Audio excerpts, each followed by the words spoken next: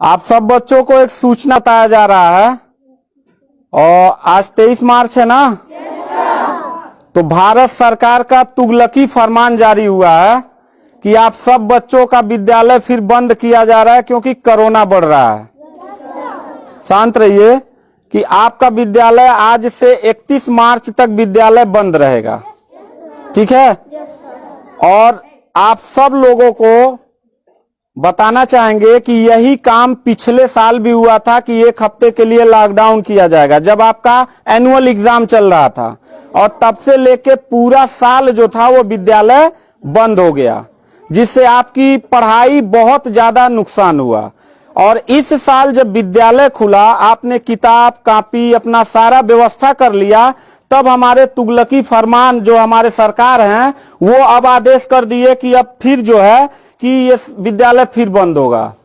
माननीय योगी आदित्यनाथ महाराज जी, मैं आपसे पूछना चाहता हूं कि आप बच्चों के भविष्य के साथ और जो प्राइवेट अध्यापक विद्यालय में पढ़ा के अपनी रोजी रोटी कमा खा रहे हैं, उनके पेट पे लात क्यों मार रहे हैं? इन बच्चों के भविष्य के साथ खिलवाड़ क्यों कर रहे हैं?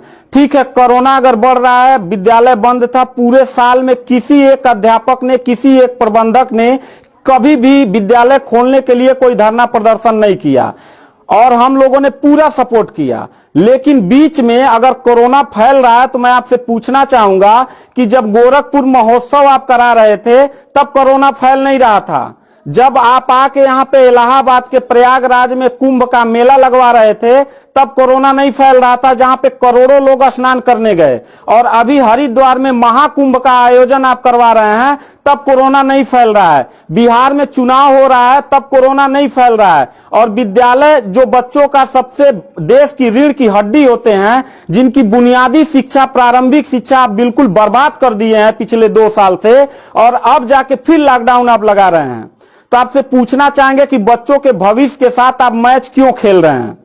ये जितने भी बच्चे हैं, अगर 1 मार्च आप 1 अप्रैल बोले हैं, 1 अप्रैल तक अगर विद्यालय नहीं खुला तो इन सारे बच्चों को लेके मैं रोड पे बैठ जाऊंगा। ये मैं आपको खुला चैलेंज कर रहा हूं, क्योंकि बात सिर्फ मेरे तक का नहीं है, इन सारे बच्चों का भविष्य है।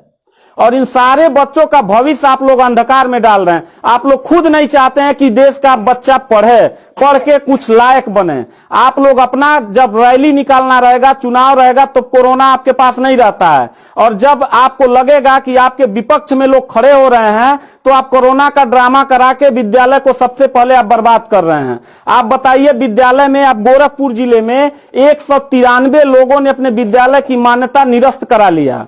जानते हैं क्यों? महंत योगी आदित्यनाथ जी, क्योंकि वो लीज पे चलाते थे और उनका भाड़ा हुआ करता था 40,000 45,000 रुपया मंथली हुआ करता था। वो भाड़ा न चुकाने के वजह से, चूंकि मालिक को भाड़ा चाहिए, उन लोगों ने अपनी मान्यता निरस्त करा दिया। और सरकारी जो स्कूल है उनकी हालत तो पहले से मतलब खस्ता हो चुकी है। तो ऐसे कंडीशन में गार्जियन करे तो क्या करे, और हम अध्यापक करे तो क्या करें? ये जितने भी 16-17 स्टाफ हैं, इन सब लोगों की रोजी रोटी चलती है इन बच्चों के और इस विद्यालय के संस्था से। आप लोग हमारे पेट पे प्रहार कर रहे हैं, हम लोगों के व्यवसाय से प्रहार कर रहे हैं।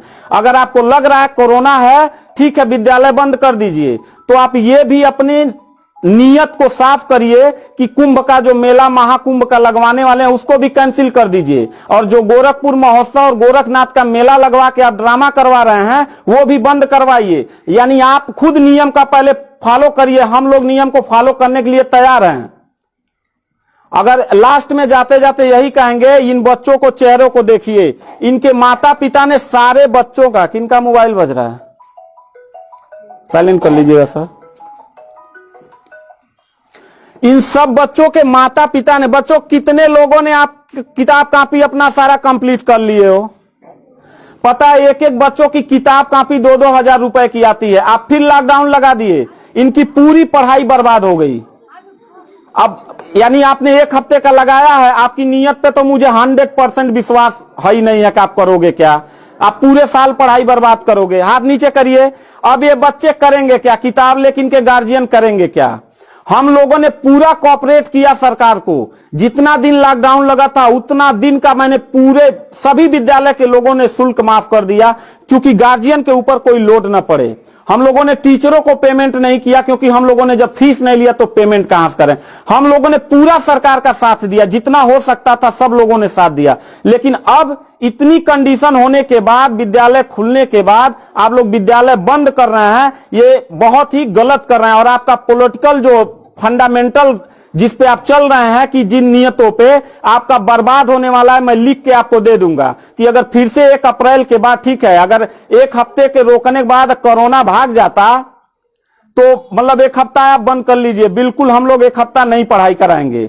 लेकिन अगर फिर साल भर का ड्रामा आपने किया तो निश्चित तौर पे याद रखिएगा कि तानाशाही उतना ही अच्छा लगता है जितना तानाशाह के अंत होने का समय ज्यादा दूर हो, और आपका समय बिल्कुल नजदीक आ गया है। तो मैं उम्मीद करता हूं कि आप ये काम बिल्कुल मत करिएगा। 1 अप्रैल के बाद अगर विद्यालय फिर से आप बढ़ाएंगे तो इन सब चेहरों को देख लीजिए, और इनके गार्जियन को लेके, अपने पूरे स्टाफ को लेके, जिले से लेके मैं प्रदेश लेवल तक धरने पे बैठूंगा, इस बात को याद रखिएगा।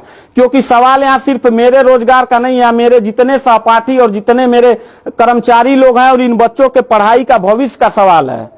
तो मैं इन बच्चों को लेकर धरने पे बैठ जाऊंगा, और जरूरत पड़ा तो असंवैधानिक भी हो जाऊंगा। इसी के साथ मैं सरकार से रिक्वेस्ट करूंगा कि अगर 1 हफ्ता में बंद करने से कोरोना भाग जाता है तो हम सब लोग आपके साथ हैं, अगर नहीं भागता है तो 1 अप्रैल से छोड़ दीजिए। हम लोगों को कोरोना होगा, मरेंगे, क्या करेंगे वो हम लोगों की रिस्पांसिबिलिटी है। आपको इतना चिंता करने की जरूरत नहीं है, क्योंकि कोरोना में लॉकडाउन लगाने के बाद खाना हम ही लोग पहुंचाएंगे, लोगों के आने जाने की व्यवस्था हम ही लोग करेंगे, उनके दवा दारू की व्यवस्था हम ही लोग करेंगे। आप सिर्फ ड्रामा करेंगे, सिर्फ थरिया पिटवाएंगे और मोमबत्ती जलवाएंगे, इससे ज्यादा तो आपकी कुछ औकात है ही नहीं है। तो मैं उम्मीद करता हूं कि 1 अप्रैल के बाद आप विद्यालय खोल दीजिएगा। इन बच्चों के भविष्य के साथ आप लोग खिलवाड़ मत करिएगा।